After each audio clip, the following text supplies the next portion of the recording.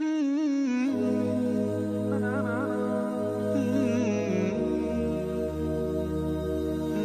মধ্যে নিমজ্জিত থাকার দরুন আমরা ভালো কাজ থেকে দূরে সরে যাই।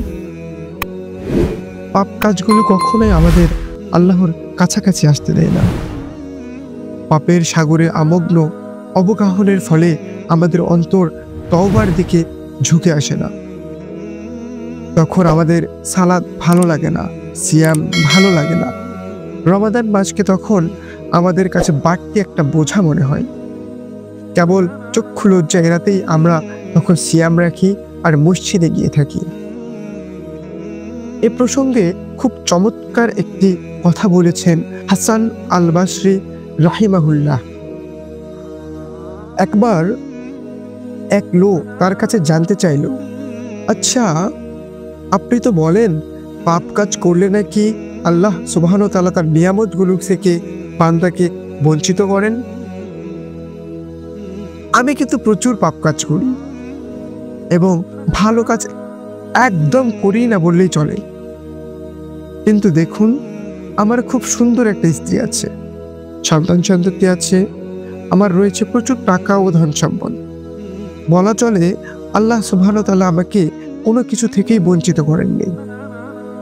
তাহলে আপনি কিভাবে এই কথা বলেন যে পাপ কাজ করলে আল্লাহ সুবহানাহু ওয়া তাআলা বান্দাকে তার নিয়ামত থেকে বঞ্চিত করেন? লোকটার কথা শুনে হাসান আল বসরি রাহিমাহুল্লাহ বলেন, আচ্ছা তুমি কি রাতে তাহাজ্জুদ পড়তে পারো?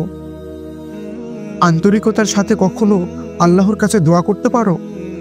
তুমি কি তৃপ্তি সহকারে কখনো সালাত আদায় করতে পারো? কোরআন পড়তে পারো? এসবই তো আল্লাহর নিয়ামত থেকে বঞ্চিত হবার জন্য যথেষ্ট। হাসান আল বসরি রাহিমাহুল্লাহর সুন্দর এই জবাবটির মাঝে অনেক উত্তর লুকিয়ে আছে আমাদের জন্য।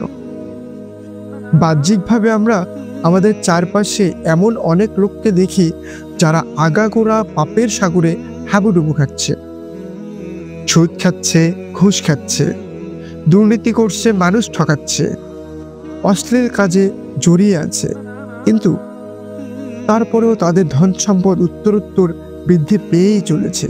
এই ধরনের মানুষের কাছে গিয়ে একবার জিজ্ঞাসা করুন তো, শেষ কবে তারা আল্লাহর সুবহানাহু ওয়া তাআলার কাছে আন্তরিকতার সাথে কাঁদতে পেরেছে? মনে আছে কিনা? শেষ কবে তারা কেবল আল্লাহকে রাজি খুশি করার জন্য সালাত আদায় করেছে? মনে আছে কিনা? শেষ কবে সালাতের শুরু থেকে শেষ পর্যন্ত মনোযোগ ধরে রাখতে পেরেছে? মনে পড়ে কিনা?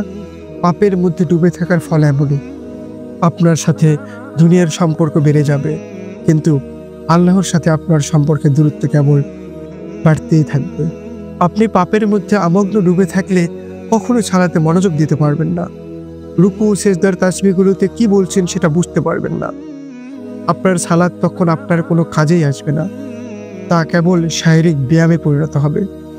আজান হলেই আপনার বিরক্ত লাগবে, চেয়ার ছেড়ে মসজিদে যেতে মন চাইবে না। তবুও আমার সহকর্মীরা মসজিদে যাচ্ছে, আমি না গেলে কেমন দেখাই, এমন চক্ষু লজ্জা এড়াতে অনিচ্ছা সত্ত্বেও আপনাকে মসজিদে যেতে হবে। গতবাধাভাবে কিয়াম, রুকু, সিজদা করতে হবে।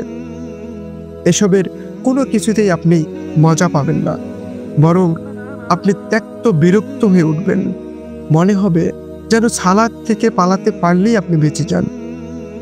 অবস্থা যদি এমন হয় তাহলে বুঝে নিতে হবে আমাদের অন্তর জুড়ে এক মহামারী চলছে। সেখানে পাপের বীজগুলো এক একটা মহিরুহে পরিণত হয়ে আছে। এই মহিরুহগুলোকে উপড়ানো না গেলে তা একদিন আমার সর্বনাশের কারণ হয়ে দাঁড়াবে। সুতরাং আমাদের অন্তরকে মসজিদের সাথে বেঁধে ফেলার একটি শর্ত হলো পাপ থেকে মুক্ত থাকা।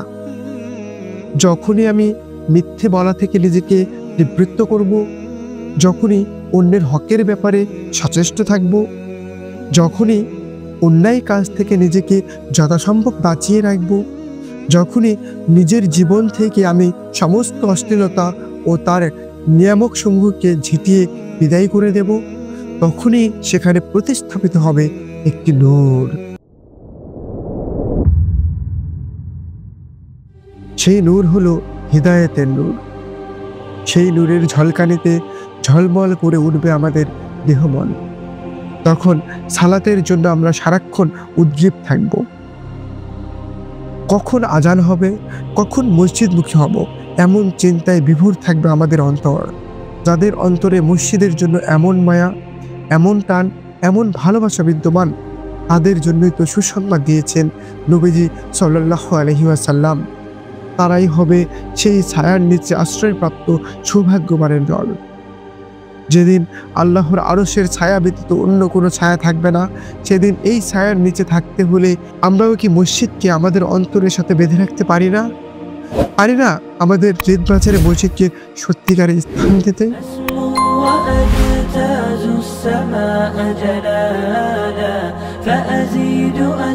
راب الغيوم جمالا وألون الدنيا بأجمل بسمة وأكون للخير العميم مثالا.